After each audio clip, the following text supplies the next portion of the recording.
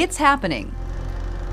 Rusty old boats that have been sitting in the water way too long We're seeing them everywhere, all over Florida. are being pulled out. People who passed by these eyesores every day are happy to finally see them go. We just live down on the beach, so we travel this road often, and it's been here for quite a while. And are you surprised that it was there for that long?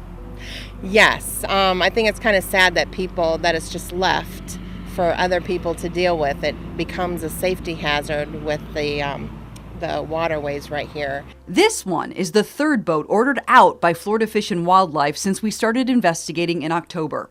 FWC is the law enforcement arm of the state that handles old abandoned boats called derelict vessels in our waterways. After our first story aired, Stephen Lee and his crew were authorized to pull these 2 decaying boats out of what locals call the boat graveyard in St. Pete. Sometimes you just look over and there's an abandoned ship and you're kind of just wondering, wow, that thing has been here for a long time. Here are the removal authorization letters from FWC to Pinellas County dated November 7th, 13th, and 20th. When a vessel is deemed derelict by the state, the jurisdiction where it was dumped takes care of removal.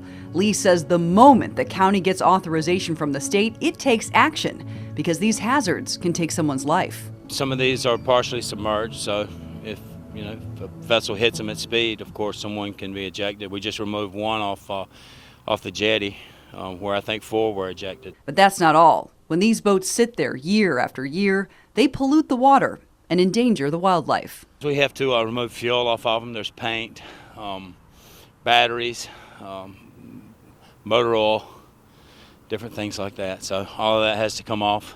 Those are big environmental hazards, aren't they? Definitely. Lee tells us when they remove vessels like these, they never know what's going to happen. Sometimes they fall apart. The view from above, captured by Drone 10, shows just how challenging the process can be. This one didn't want to come up to the surface for 3 days. And this time-lapse video shows you all the work that goes into it. These are not going to be a hazard anymore.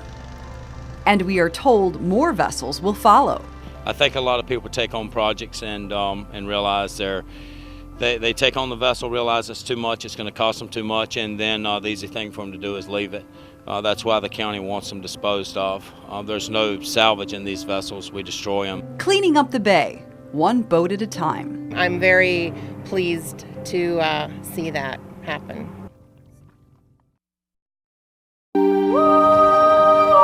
Like ghosts? You gotta figure a city known for its skull and crossbones We're going to hit a few spots along the way that are haunted and tell some ghost stories. is bound to have a haunted history, which is why visitors and locals alike seem to gravitate towards Tampa's Ybor City Ghost Tour. I believe it. I really believe, that there are ghosts and that the energies are out there. A lot of people are skeptical about paranormal things. And a lot of people take the tour to kind of test those waters. Off we go. The 2-hour outing takes those who dare to some of the city's oldest, downright darkest locations. And so the body count kind of rises along the way. Armed with spectrometers and plasma meters, the tour is as much a history lesson as it is a ghost story. She'll eventually become known as the Angel of Mercy of Ybor. A way to get acquainted with a side of Tampa Bay you don't find on those prominently placed plaques. Spooky spots like Ybor's Cuban Club, possessed, they say, by a woman in white who jumped from a balcony, a jilted actor who hanged himself behind stage, an 8-year-old boy drowned in the club's indoor pool. And that plus the other 300 spirits in that building are enough to proclaim that building the 4th most haunted in the country. There certainly is no shortage of fodder for these ghost stories. What's really scary, says the Tampa History Center's Rodney Kite Powell, is that Tampa's got a pretty petrifying past without all the horror hype. Spirits said to haunt 2 local theaters, one near UT, the other downtown. And this building, once used as a hospital? It was the place where mobsters who were shot up in some gangland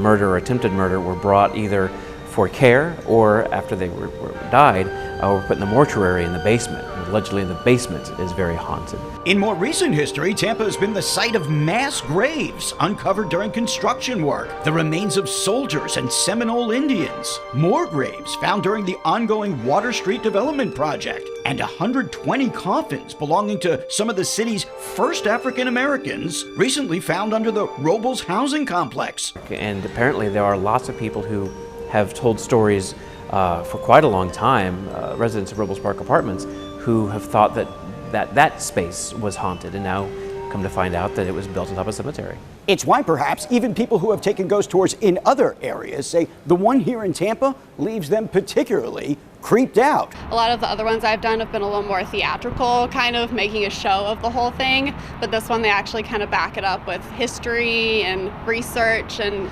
it's really informative. This is, I mean, there's something to back it up. It's not just, oh look, someone once saw a ghost over there. This one was fantastic. A petrifying perspective of a city with no shortage of its own skeletons. You cannot spend time on this tour, and especially be in the Cuban Club, for over an hour and not leave and go, well, maybe. Whether the ghost part of it is real, and that's up to the visitor, up to the person who goes and does the ghost tour.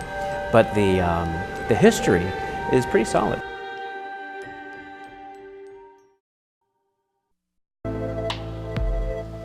A trip to Egmont Key is so much more than a trip to paradise. Especially if you go with someone like Quentin Cypress from the Seminole tribe. He traveled 3 hours from his reservation in Clewiston for this story. All of Florida, from our stories anyway, is all sacred land to us. No matter where you go, you dig up something, you're always going to find our ancestors there, or some memory of our ancestors there. Ancestors who perished on an island that's slowly but surely fading away.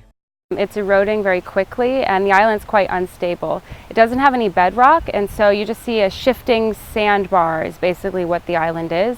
And so it's been really important throughout history, but it's also vanishing at a very rapid rate. Into a sea swallowing a painful past. The Seminole story, unfortunately, here happens after you have the Americans come through. Hundreds of Seminole were brought out here, held against their will, in a stockade, in a camp, before finally being taken out to Indian country in Oklahoma. There are tribal members who refer to this as a concentration camp, and it checks every box for the definition of concentration camp. It's a history we do not often hear. A lot of the Native American history gets left out of things, and I feel like that's why it's most important for that to be talked about, because there's countless people that I meet that think Native Americans aren't here still.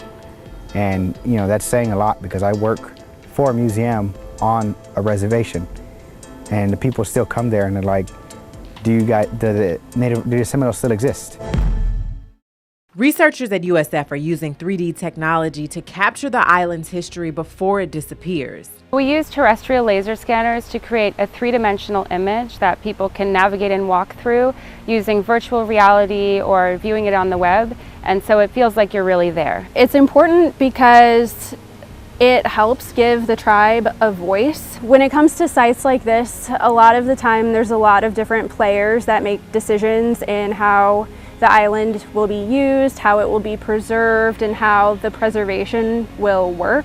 But a lot of the time the tribe doesn't necessarily have a seat at the table. A table where they sat first in a land that was always theirs. We went to the elders of the tribe, went to the members of the tribe and said, what do you think should be done out here?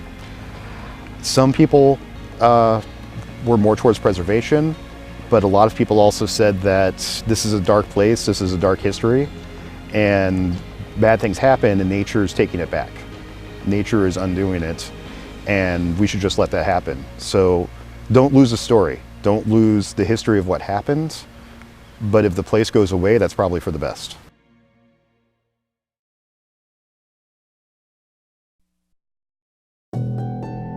You need to know your history. You need to know where you come from. Tucked away in a quiet community near Plant City, where the Spanish moss hangs gently from the trees, and buildings are a reminder of an era long past, the hidden history of Bealsville lives on. The community is 153 years old, and that it was founded by 12 slaves that were merely newly freed. The year was 1865. It was the end of the Civil War and the legal end of slavery. And while many slaves were sent out on their own with no aid, a local slaveholder helped her freedmen build a life. So the slave owner actually gave the land. And I don't think it was prime land either, but they made well of it. They really did. On this land, they built homes, a church, the historic Glover School. And today, descendants reap the benefits of the seeds their ancestors sowed into property ownership, a part of the American dream many African Americans have historically been denied. To own something when previously everything you had was taken away from you, or when you had to move as a slave. Those individuals who owned it originally had a love to, that this is mine, I'm going to keep it, I'm going to pass it on to my descendants. In Billsville, most neighbors own their land during a time where black home ownership is only about 40%, a number economists say hasn't changed since 1968, partly due to discrimination. Meet Marianne Dexter Sherman. Her great-great-grandfather, Peter Dexter, was one of the 12 slaves who founded this community. Even though we were slaves, we managed to keep our history intact. A history well documented in Billsville, named after Alfred Bill, the son of one of the 12 slaves. But because records weren't always kept for slaves, history like this is very hard for many African Americans to trace. So it's a history Miss Dexter Sherman doesn't take for granted. I know who I am. Today, she still lives on the land her ancestors passed down. Her brother, sister, and their turtle live next door. You need to know where you came from. You need to research it and know what those people went through so that you could be where you are. It's a basic that I stand on, and I make my children do it, my children, my grandchildren, my great-grandchildren. How has this community been able to survive for so long? I think it's been able to survive from the desire to retain the history and the struggle that the community had before obtaining the properties as well as maintaining the properties. Struggle Billsville was determined to survive. We had the Ku Klux Klan that did a parade through. Setting bridges afire in protest of integrated schools. Well, we had lived out here all our lives and we never had anything like that happen. It was just like, what's your problem? Were you ever afraid? No, I never thought about being afraid. We weren't going anywhere. And you're still here today? I'm still here. Still here, still thriving, still honoring the past of this special place called Billsville, a past that's paved a way for generations to come.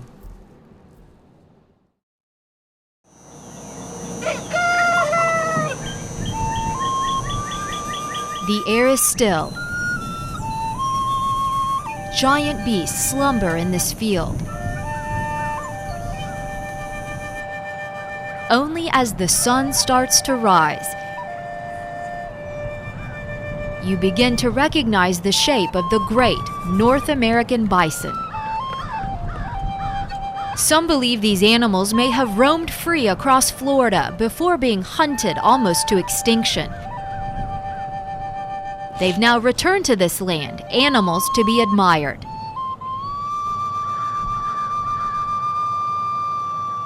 A small number of buffalo are being raised on this 53-acre ranch in Brooksville. Owner Laura Lee Conklin says the Dancing Buffalo Ranch is a gift, a lifelong dream come true. We wake up in the morning, we step out on our front porch, and there's the bison are grazing or frolicking in the sunlight. I mean, they do dance, you know. And it's just a blast to see the horses and the bison and, you know, talking with the animals. It's a whole nother paradise. Laura Lee moved from what many think of as the true Florida paradise, a luxurious beachfront condo on the Gulf of Mexico, to her version of the good life. A ranch in the country. From the beach to the buffaloes. And she hopes others will soon come to appreciate what she has. They're an amazing species, and I'm privileged to be part of the organization to help them thrive and grow and teach others about their habitats, their instincts. To learn about the buffalo is to learn about the Native Americans.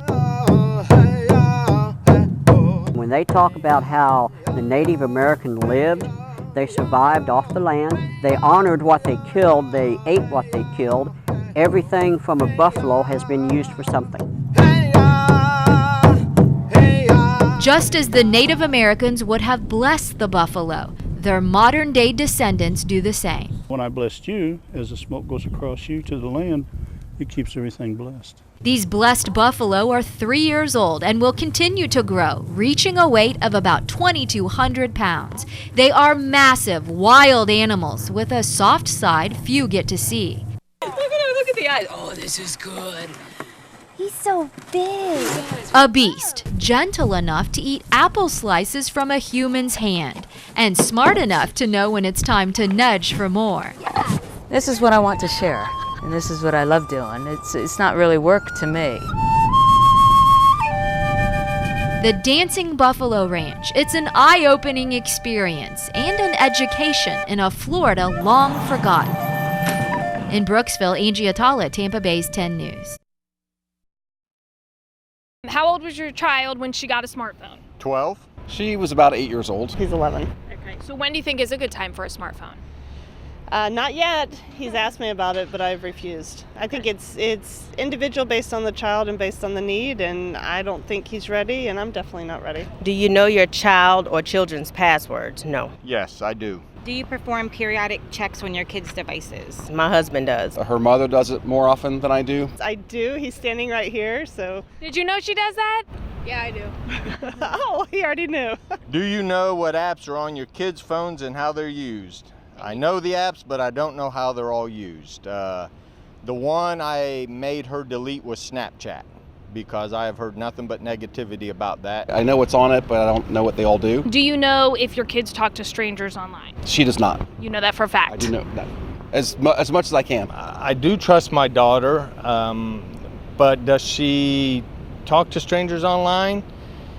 I don't know. We probably should be more into what he has going on, because you never know. This is an online agreement. It's a child-parent online agreement. This might seem a little extreme to have this kind of agreement with your child, but is that something that you would ever consider? The only reason we would have this discussion is for their safety, right? So is there anything too extreme that is for their safety? I don't think so.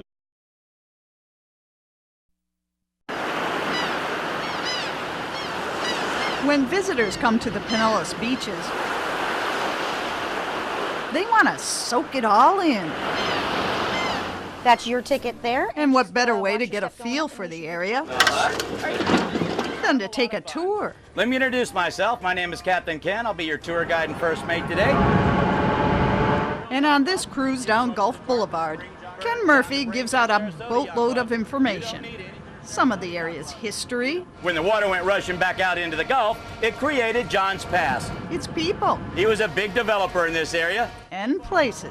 The Don Cesar is on the Historic Landmark Registry. So far, I think it's great. I think it's excellent. Weather is perfect. And when I said a boatload of info, I meant boatload, because this tour bus carries life jackets. I didn't know what to think. I didn't know how it's going to go from the land to the water, but it was fun. The Pirate's Jewel is a duck boat, so it easily rolls from road to rolling waves. Hold your breath. And the splash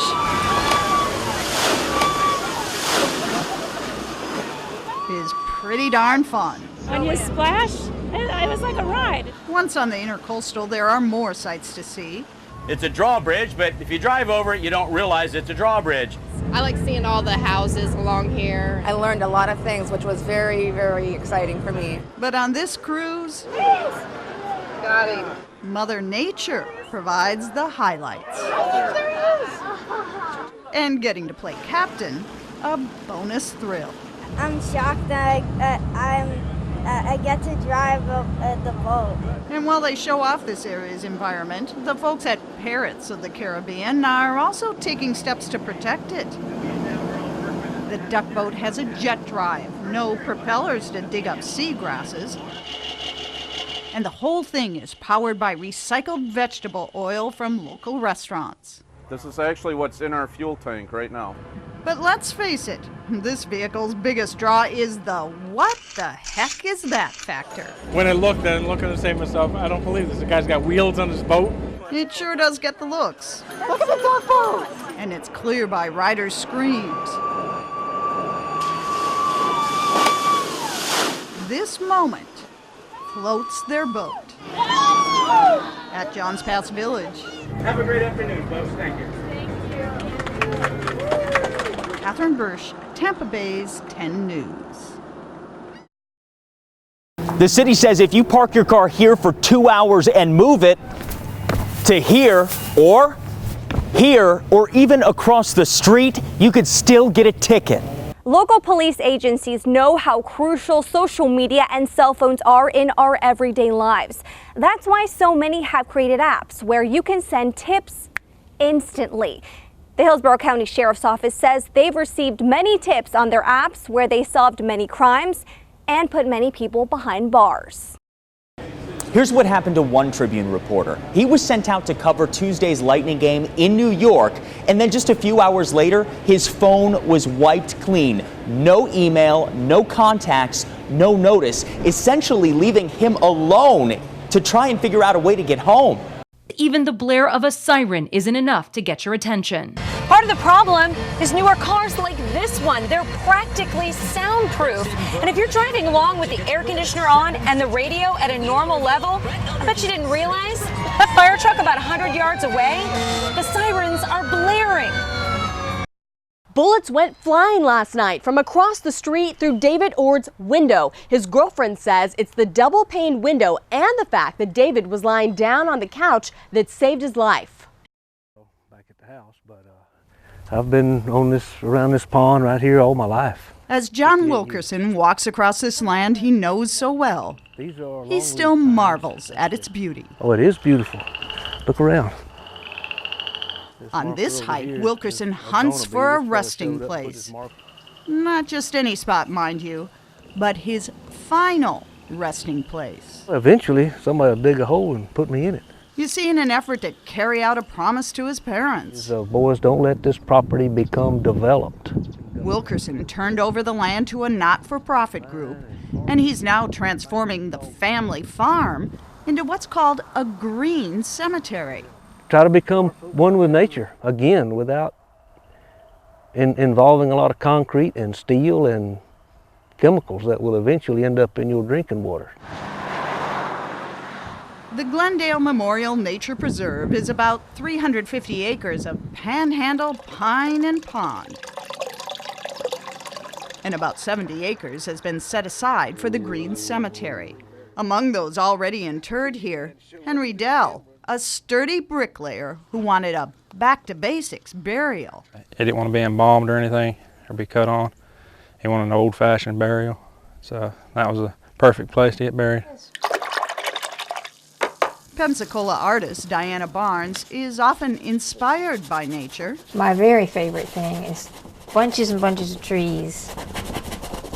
She even sleeps in a bower. There's an owl that lives up there. Do you see the owl? So this artist who in life so often paints greenery, in death, wants to be kind to the earth.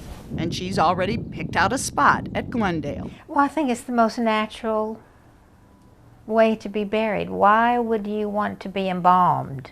And so her kids don't have to worry about a thing. This bookcase in Barnes' home, well, it'll serve a dual purpose. And I fit right in there if I don't get any fatter out. Coffins aren't required at Glendale. But if you want one, it must be biodegradable.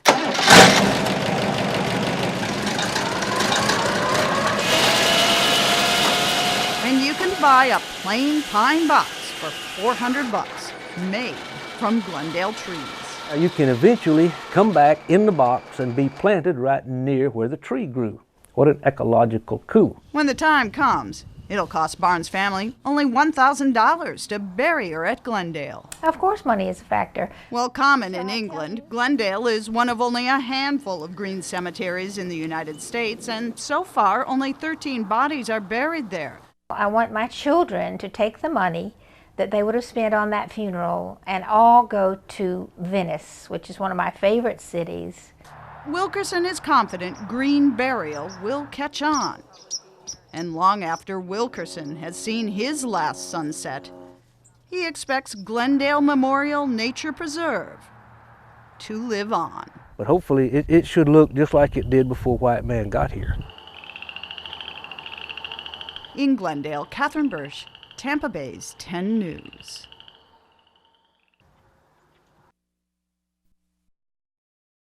Okay, here we go.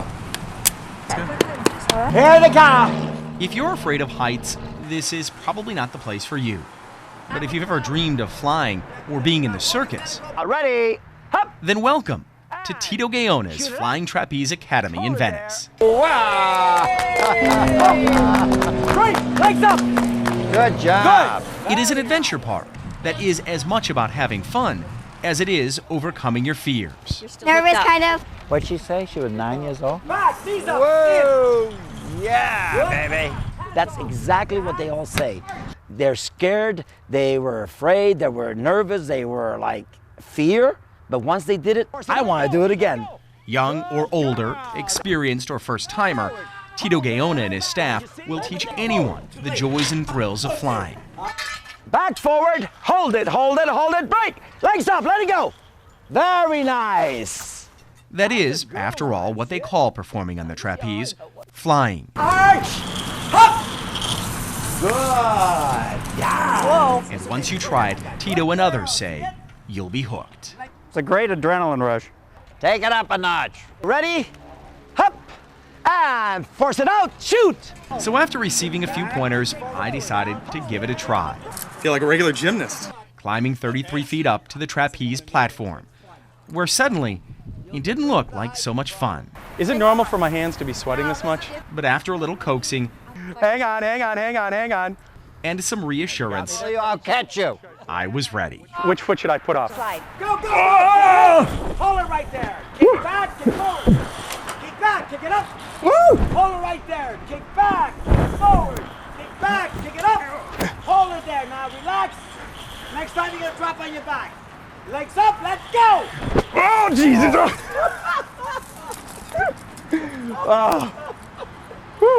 Was he good or what? Now, you know what's easier? We're not doing it again, though. You know what's easier? What? A backflip. Oh, no! Instead, I left the rest of the flying to those who are far more graceful than me. Back somersault layout position. But if you want to see if you've got what it takes, then head to the Trapeze Park in Venice. Don't bend your knees because that's what gets you in trouble. And live the life of a flyer, even if just for one day. In Venice. Kick back, forward. Good. Preston Rudy, Tampa Bay's 10 News. Woo, baby.